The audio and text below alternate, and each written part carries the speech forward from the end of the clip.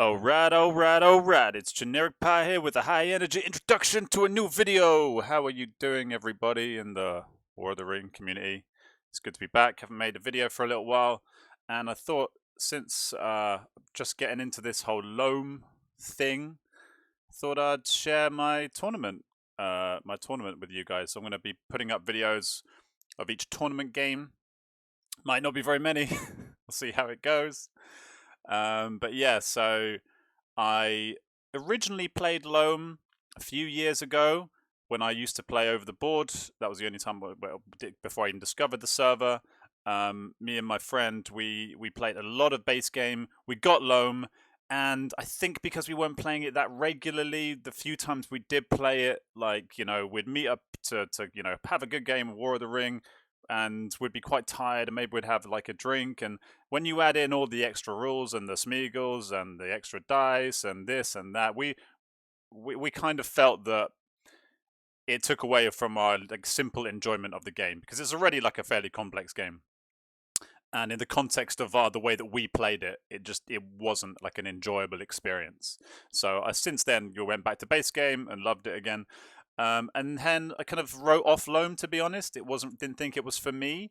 And then, however, after playing a bunch of friendly games in the wake of this tournament, or in the lead up to this tournament, I've realized I do actually like it. I just needed to get to know it better. I needed to understand the rules, get my head around it, and just get over that initial hump. So yeah, thanks to all the people that helped me out with some friendly games. So that was really handy. So I still a little bit ropey on the rules, and definitely not completely au fait with all of the subtleties and the tactics and whatnot. But anyway, so this game was against P0404. And we played. I think we played a game when they first came on the server a few months ago. I think I won that game. But since then, they've played a lot more games. They've climbed up the ranks. They're ahead of me now in the ladder, and so let's see how this game went. I was playing as the Shadow, as the highest seed. They decided to pick 3 peoples in the first game, and it started off as follows. I drew into Madness and Horror and the Ring Racer Abroad, and they drew into Dane and Elven Rope. They decided to only go with the Narya Ring. No other, well, I don't think they went with any other companions. They didn't put any companions outside of the Fellowship. And I just asked this because I needed to make sure. So, decent roll for me, and a decent roll for them. So pretty standard. Probably slightly better for me, but pretty good. So to start off with, since I didn't have any playable cards and I had these 2 Palantirs, I decided to draw some cards. So I drew into, I guess I could play Ring Wraith, but I didn't really want to play Ring Wraith just yet. So I drew into a card, drew Rage. They draw into Bilbo's Song, bit early for that, to be honest. Don't really like to see that early. I played this game yesterday. I can't really remember what I did already. So I have a think. I was going to put someone down. So instead, I decided to just move armies and bide my time, give myself a little bit more time to think. They move the elves down. I decide to move Isengard down to war. So I'm not... my thinking is, if you move Sauron to war too fast, then that means they can instantly get like Galadriel and get an extra die in and stuff like that. So I'm starting to figure out, should you get Sauron to war too early? I'm not going to attack anything yet. So I just thought, I'll just put Isengard down instead. So I do that. They move. They are safe. I get Saruman in because I can, and there's nothing he can do to get Gandhi this turn.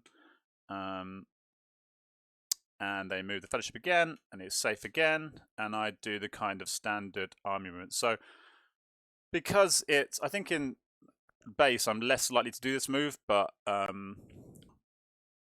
think getting these armies consolidated in LOME is slightly more of a good move. I don't know what people think about that. Anyway, and then he does the standard army moves. And last but not least, I draw another card, and I draw into Shadow's Gather. So got some pretty tasty cards here. I got the Ring Race, I got the Gatherings, I got the Dunlendings. I got a lot going on, which is nice. Not that I was able to actually play any of them. But here, anyway. So they draw into Mithril Coat. So, Some great cards here, Bilbos and Mithrils, but about 5, 6, 7 turns too early.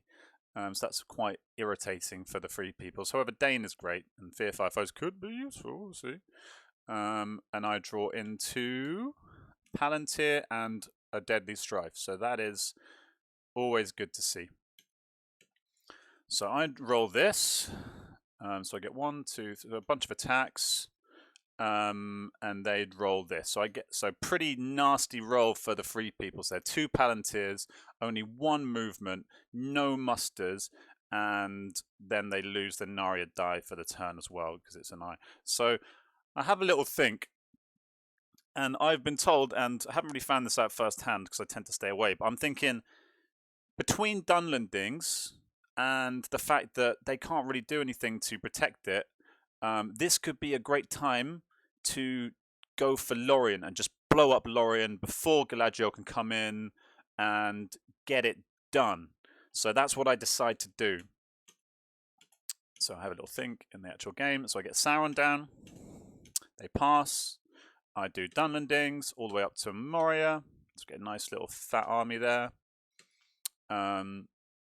They play a ring. So I'm guessing this is try and kill the old wizard. The shit wizard. No offense, Gandalf. I just like the word shit wizard. I roll a 6, and so okay, killing Gandhi for a 1, not ideal. But if you're going to use the ring, you basically got to kill Gandhi. You know what I mean? So, so Gandhi goes for quite cheaply, which is quite good for me. It's about as low as you can go for the old Gandalf. However, what's bad for me is that now he can get Gandalf the White this turn. All right, so what do I do? So I do Operation Kill Lorien. I decide to leave 1 behind, you know, just in case something happens. And, you know, it's always good to keep more. If you've got the extra guy, might as well leave him there. And also, especially if they get revealed into more, if I get a sneaky... Oh, no, I can't get a sneaky card anyway. So Gandalf comes in. What do? I move armies again.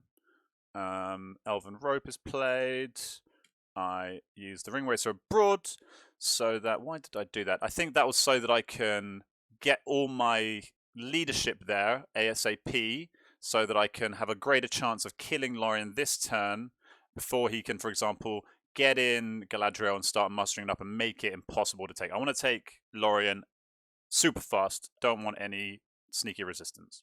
Otherwise, this entire plan is just, you know, huge waste of time and resources.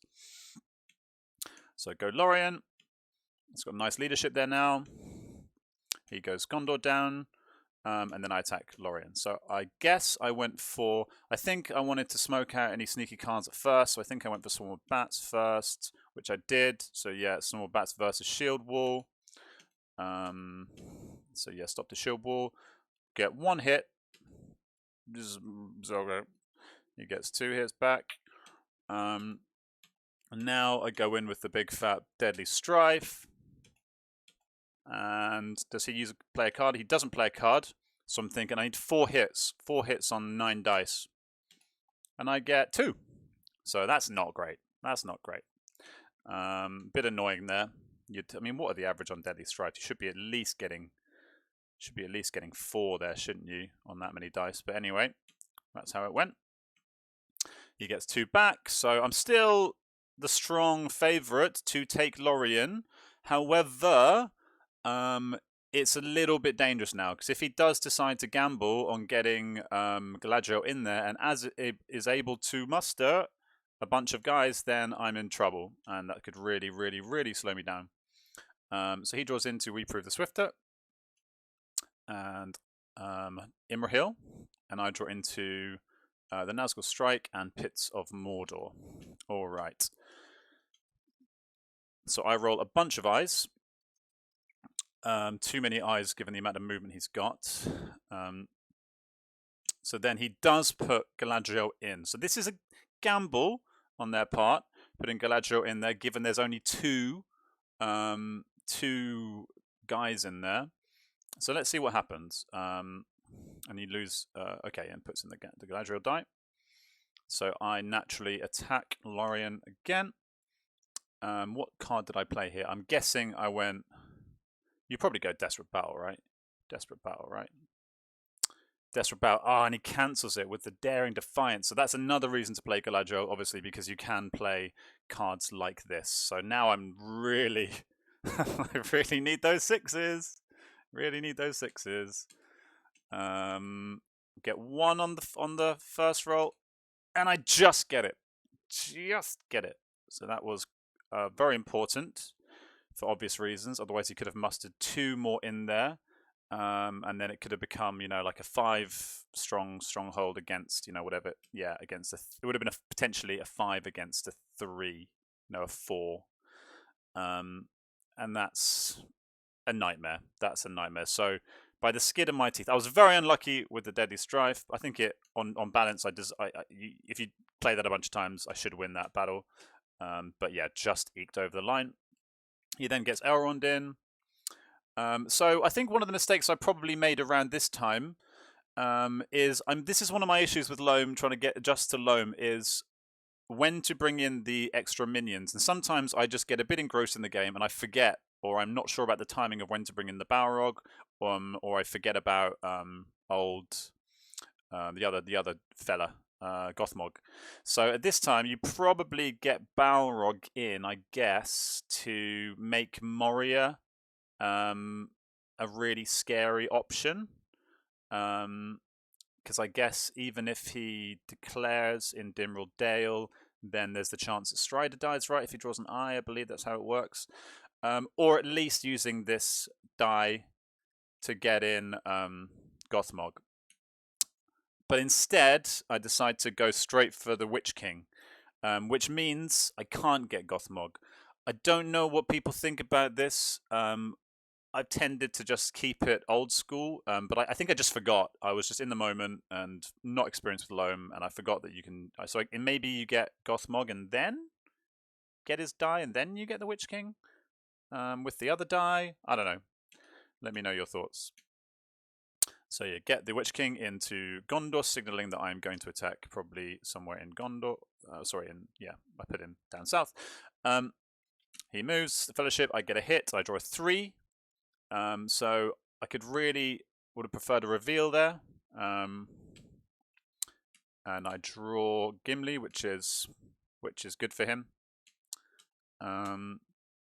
Start moving armies towards... I decide here to go for Gondor. I don't really see what other options I've got. This is where all my forces are concentrated. The Southrons aren't at war yet. I thought about maybe... using Shadow's Gather to go up from Daggerlad up to Vale of Carnum, but it's a bit broadcasted, and I've already got this army to come and do some stuff up here later, especially if I draw into some nice cards. So I thought, rather than wasting such an amount, well, not wasting, but using such a great card to, engineer a move up here, instead I'll, just try and blast into Gondor, even though he can see it coming a mile off. He plays Imrahil. Would it have been better to get them down to war there? Not sure. I'm going to attack them anyway, so probably not. Although it would mean they could use the will to get an extra guy into Minas Tirith straight away. I don't know. They're going to get the chance to do that anyway, so it probably doesn't really make a difference. I attack Osgiliath, get one hit. They get a hit back. I press. They go into Peligir. Yep, gets a guy into... Oh, so exactly. So they use the will to get one in there anyway. So yeah, I think that muster, using the... I'm not sure if I would have used the muster to go to play a P card. I might have used it to muster elsewhere or do something elsewhere.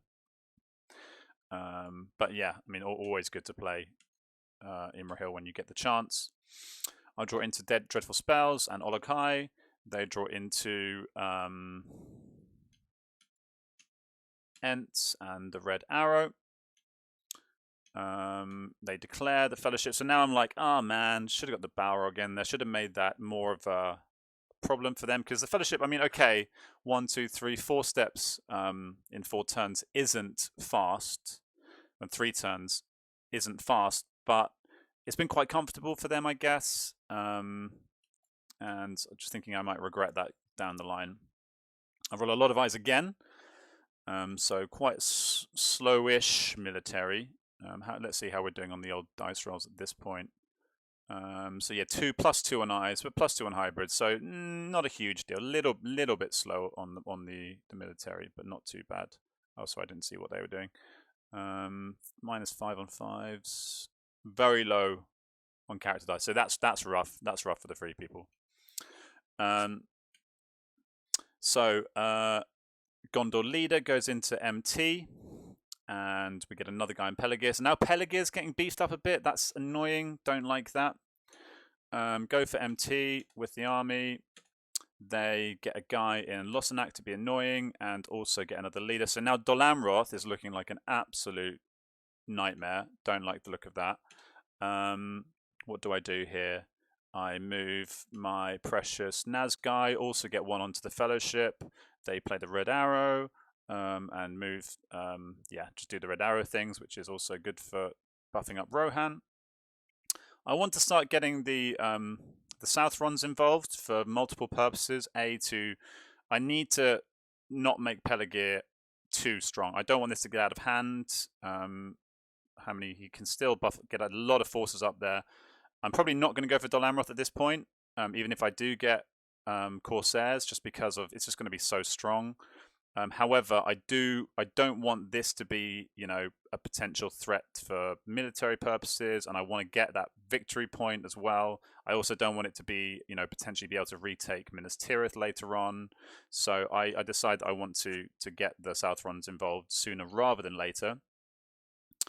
I start doing little moves. Okay, so I start getting this. I decide not to attack just yet because I don't really have any. I want to play dreadful spells first, and the rest of my cards aren't that great for actually attacking Minas Tirith yet. So I want to kind of get the timing right. He could. I mean, Guards the Citadel isn't going to do anything anyway because he's got such a buffed up stronghold. So I'm not too worried about that.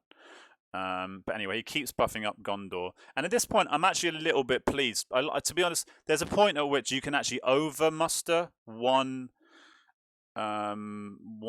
peoples. So sometimes I've done this myself in the past, where you're because Dol Amroth is usually such an obvious target for the Shadow, and I've not really done anything anywhere else.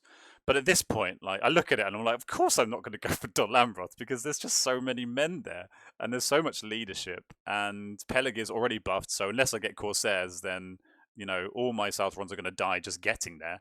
So it's almost just completely put me off that, which has its benefits. But look at Rohan. They're one step down already. Could have got Rohan a bit further down. Could have, I don't know, got a muster up in the north. Could have, there's other things you can do to like protect yourself in the future, if you know what I mean.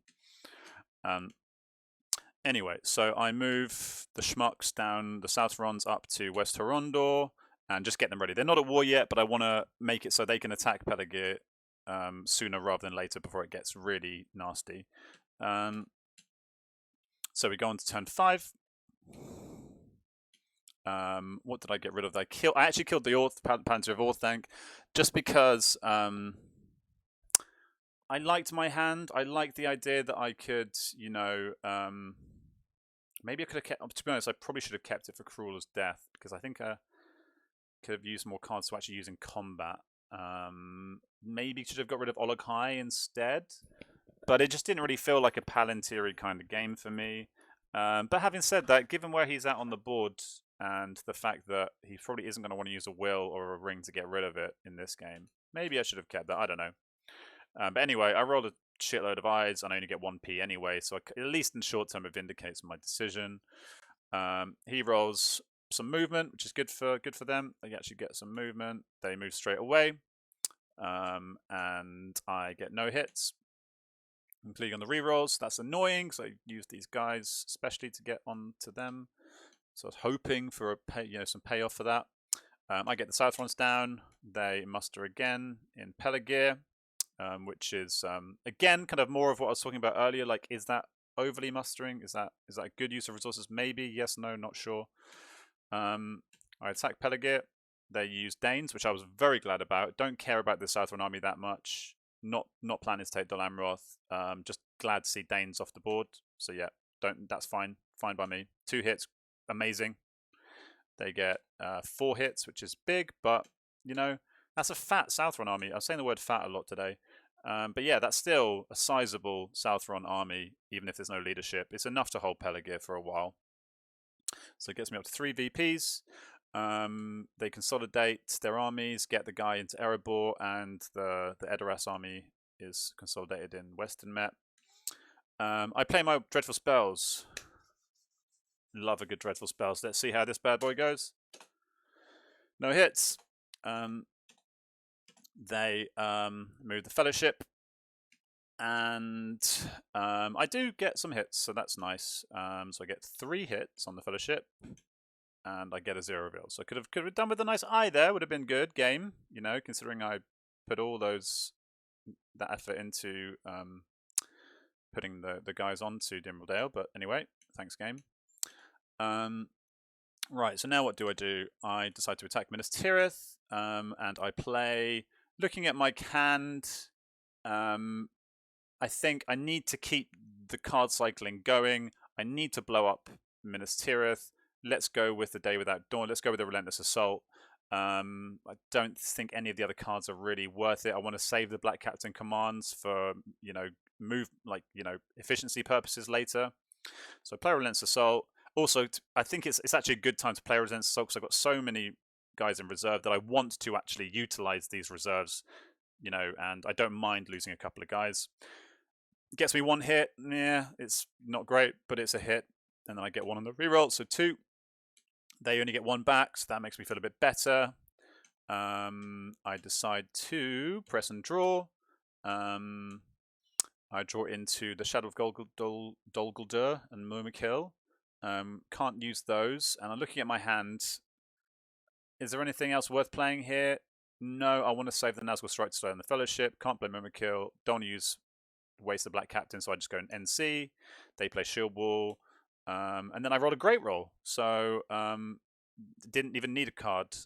Only 2 hits because of Shield Wall, but still great. They get 3 hits back, which is fine because I've got tons of guys in reserve. And luckily, if they're taking any more hits off me, we're getting close to potential sortie territory, but just on the borderline there. I don't think it's probably not worth using a character die for the gamble, especially as, you know, I'm going to use this to move the army in anyway. So you'd need to get 3 hits in 3 dice. Pretty unlikely.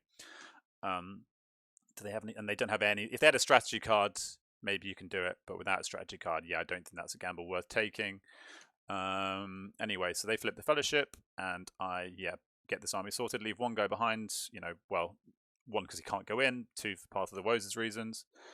And I also move these guys down to start. You know, I'm worried about the speed of the Fellowship. Could really do with slowing them down a bit.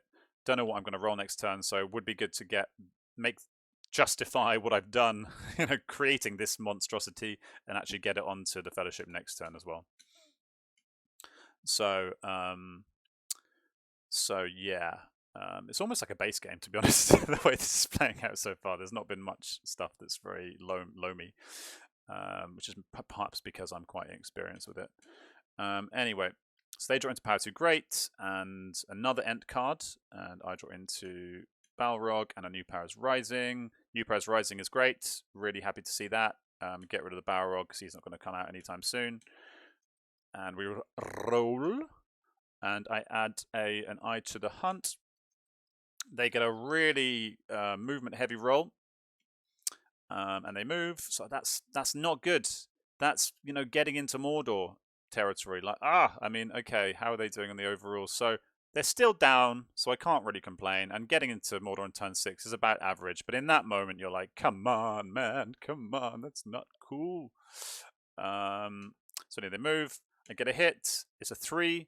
Good for damage purposes, but still would have preferred a reveal 1,000 times there. You know, a 0 reveal over 3 would have been preferable.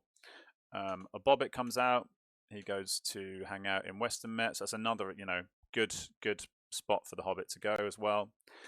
So that's annoying. I think, what else do I need to do with my movement anyway? Okay, so that's kind of handy. Do that and then also start readying these guys because I've got these 2 musters and I'm thinking this could be a good time to buff up, you know, get some Oliphants into the game.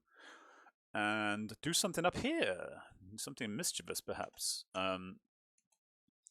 They move again. I hit again, double hit, and I draw this prick. So one of my tiny bugbears with the LOME Java, it's just these.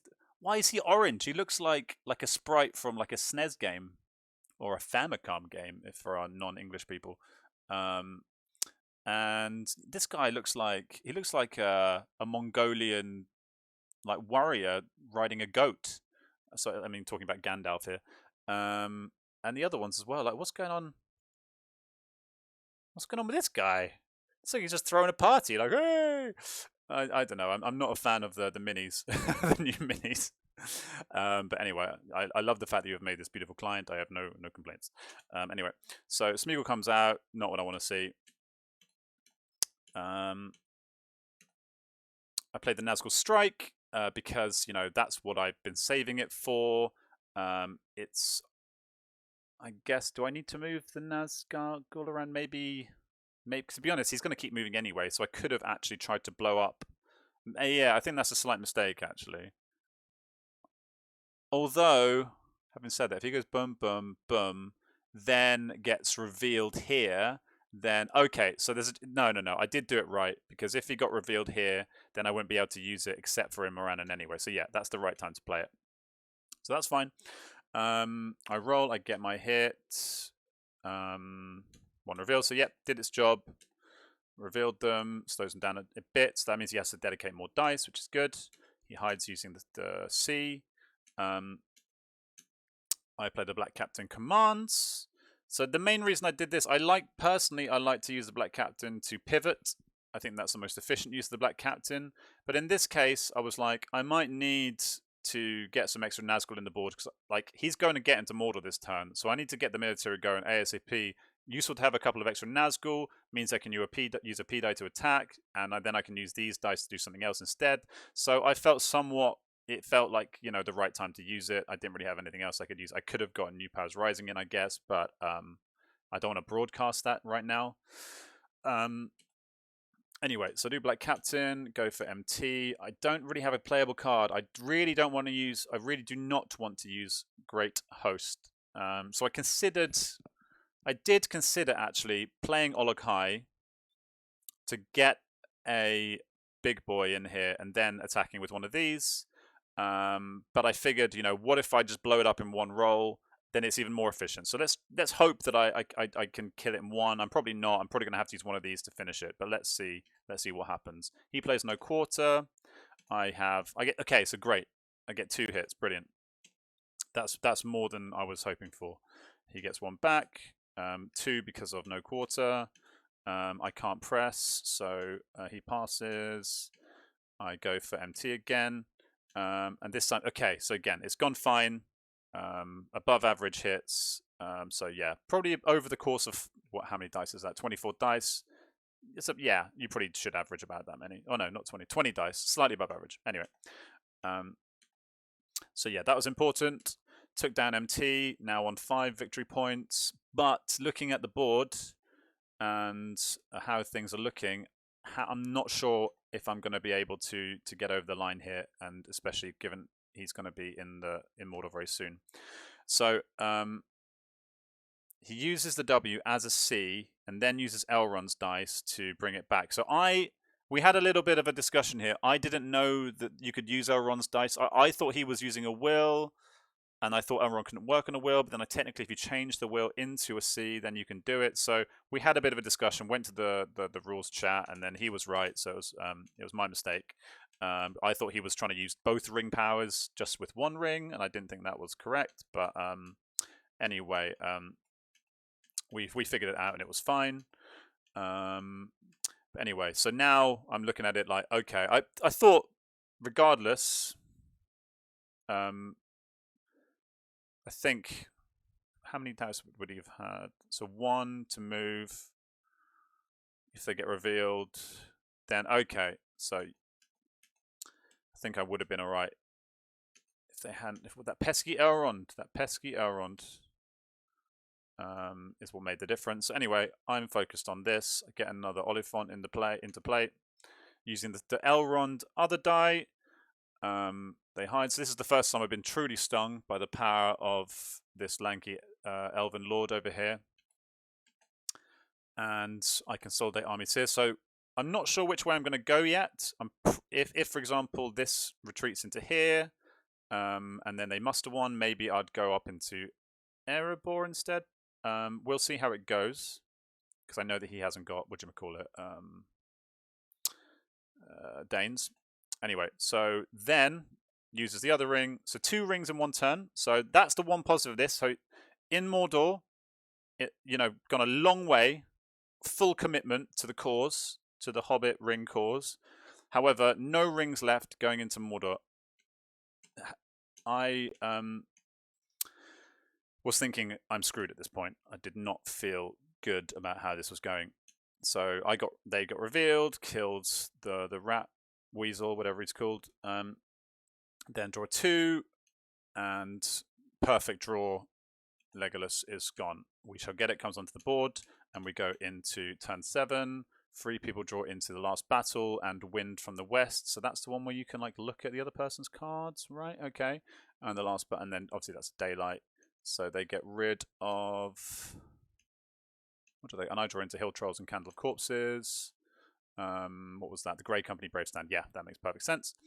They declare Mordor. Looking at the hunt pool. It's a pretty decent hunt pool. A fair few reveals, but no reds. And I decide not to commit any eyes in there other than the one I require. And then they get this roll. So it's, again, another super C and W heavy roll. So now they're completely even on those. It's completely gone from way, way down. It's been very bottom heavy. And they've just gone really heavy on the C's and W's in the last couple of turns. So straight away they hide to avoid any nastiness. And I say, "Arr!" because I'm thinking, you know, if they're lucky, that's 1, 2... That's 1, 2, 3 movement this turn, and then they're very likely to get over the line the next turn if they get an average roll. So not pleased with that. A 2-turn Mordor is rough for the Shadow. So I'm thinking I've got to probably win this in 2 turns. What are the options here? Take the great thing about this roll. The one real positive was it was almost, in a way, for defensive purposes, it was too fast. It was too many Cs. You know, probably a better chance of winning if you can perhaps even defend here and actually get some guys into probably the Woodland Realm. Because, yeah, I think I'm in trouble. What did I do there? Oh, no, I attacked Dale, NC. So I did have this character dice, but given I've got a Muma kill, I've got multiple Muma kills, Muma Kai, and I really don't want to be moving Nazgul to move Nazgul again. So I'm trusting in the power of my elephant friends to do the job alone. Brave elephant kin. They get 2 hits, they get 1 back, so I'm very happy with that to make sure there's no sneaking away. Very glad he didn't have scouts then, which is, I'm not sure there's been a single scouts in this game. Well, no, I guess he used the red arrow. Anyway, and now, so my other plan to win the game was to take Helm's Deep, and then this happens. Ents 1, I'm like, okay, I can handle that. Ents 2, 3 hits, 4 hits on the old. Oh, so that's above average now. So poor old man Saruman is got none of his powerful Uruk-hai friends to guard him. He's looking quite sad and lonely. So I'm kind of like, bollocks. Like, I really didn't want to see that.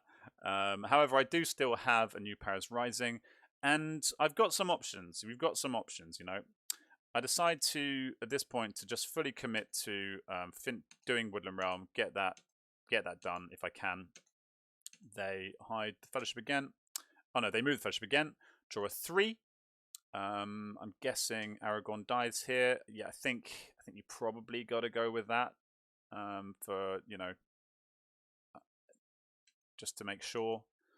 If he had gone without it, I'm probably going to use Candle of Corpses, and then next thing you know, you can be up to 10, and it can be very, very dangerous. So yeah, I think that's the right play. So I go Woodland Realm. I go with the Muma kill. Shadow of Gold is not going to get played this game. They play Daylight. And I get 2 hits.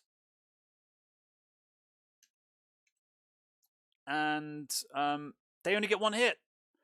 So the elephants have done it. So happy. Good job, guys. I mean, I probably would have ground them down anyway, but it means that I keep a sizable army there. Don't have to waste any more cards. Really, that was the dream. Very, very impressed. I didn't expect it to go anywhere near that smoothly, to be honest. I thought that could have been, a bit of a quagmire.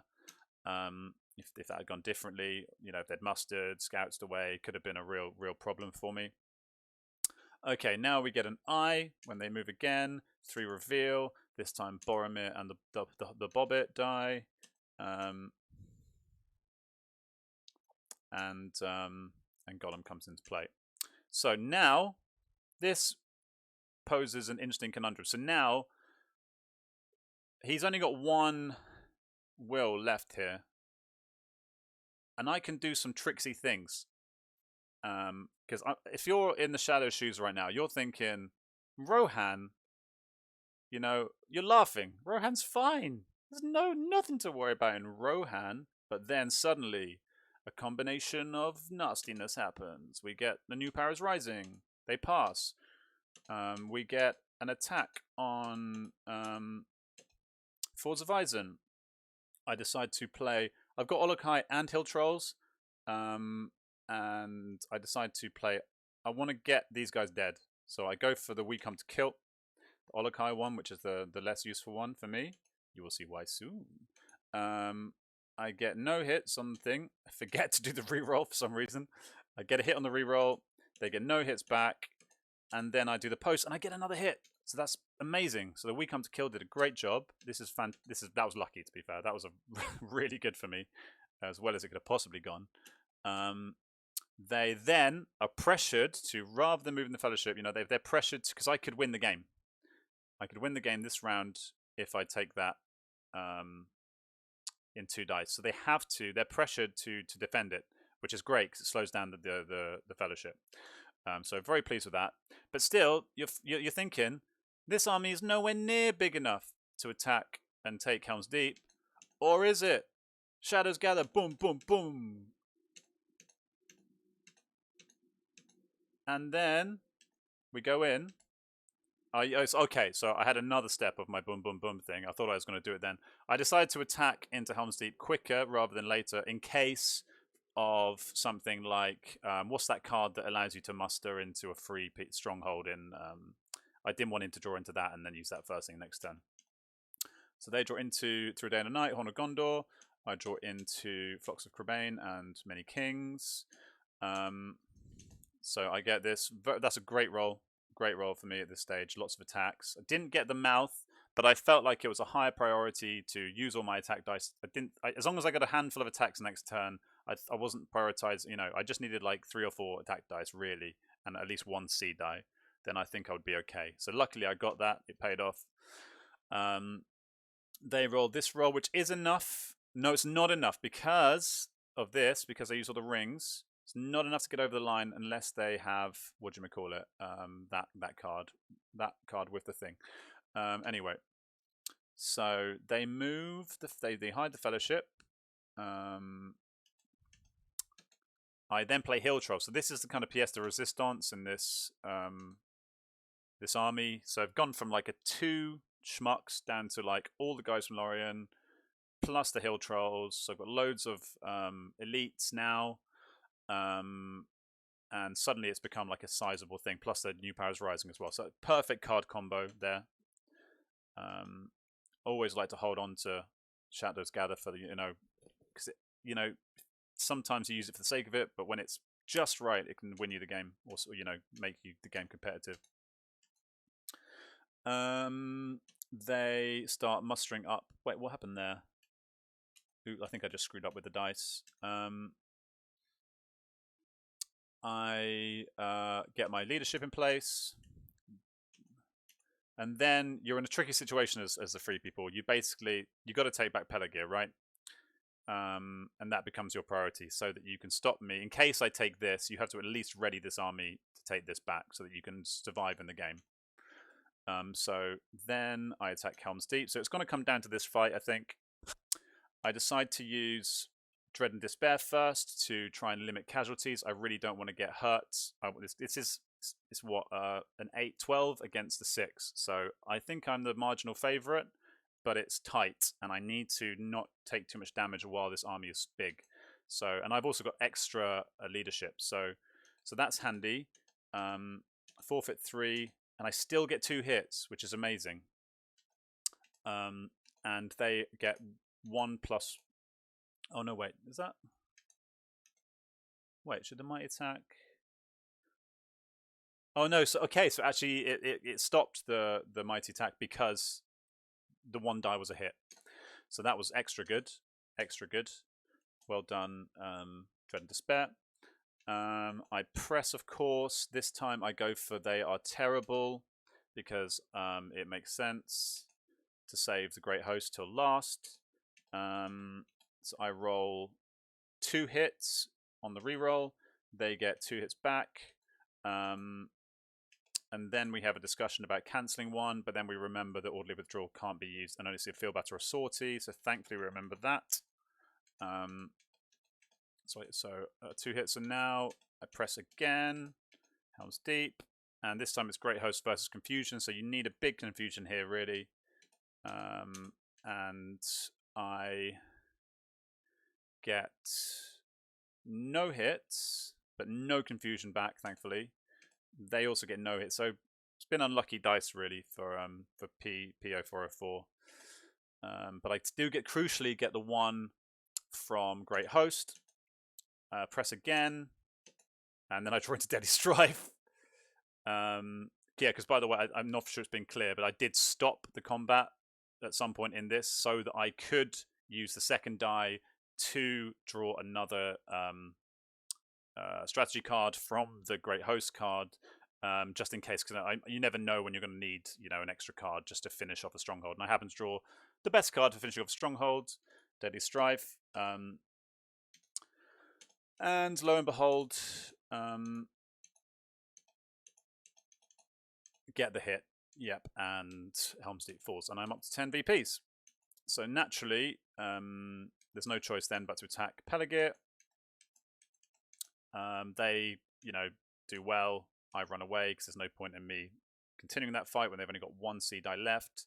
And then it's simply a matter of taking Edoras. So yeah, smells like GG. It says P0404, and I say, yeah, I think so. And he says, you lost so few. And I think that last, this last couple of turns went very much in my favor.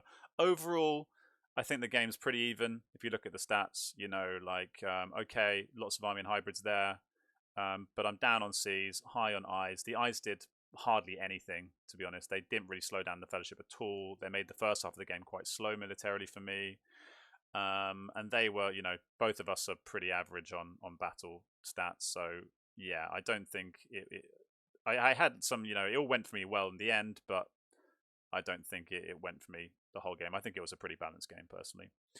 And the Fellowship moves again, draws Elven Cloaks. I could have used We Shall Get It, but I didn't bother. And I'd go for Eldoras and get the hit. So yeah, it was. I've actually won a tournament game. I got absolutely rinsed in my first 4 games. I had some of the worst luck I've had since I've been playing. I mean, I did make some mistakes as well, and my opponents played well, but I had some abysmal luck in some of those games. So I was very happy to finally get a win in a tournament, especially in a LOME tournament where I didn't even know the rules about 2 weeks ago properly. I couldn't remember them. So yeah, let me know what you think. I think it was a good, solid game. Not the most exciting, but worthy of a watch. There was some good. I quite like the move here. The gather into blah-de-blah into blah-de-blah. And I really like the Elrond mega move thing that happened here. I've never been the victim of that particular move before. So yeah, that was a bit of a. It's good to know that's a feel the pain, so I'm aware of it in future. But yeah, on to the next one. Could still easily get knocked out here, but a good start in the tournament. But yeah, and thanks for the game. It was a really good game, good opponent, and I look forward to the next game. Thank you very much. Bye bye. Love you.